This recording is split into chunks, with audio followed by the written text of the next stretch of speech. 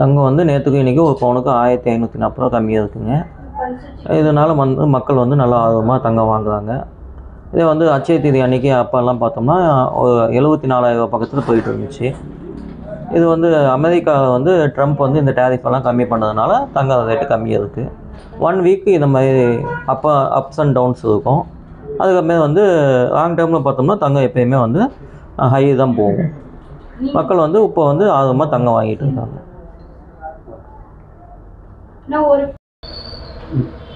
தங்கம் விலை வந்து ஆக்சுவலி நேற்றுலேருந்து இன்றைக்கி விட ஒரு 1500 கம்மியாக இருக்குது.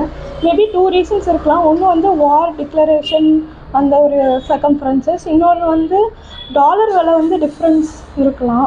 ஆனால் ஒரு 1500 இந்த சிச்சுவேஷனில் வந்து கம்மியாகிறது நம்மளோட இதுக்கு நம்ம யூஸ் பண்ணிக்கலாம்.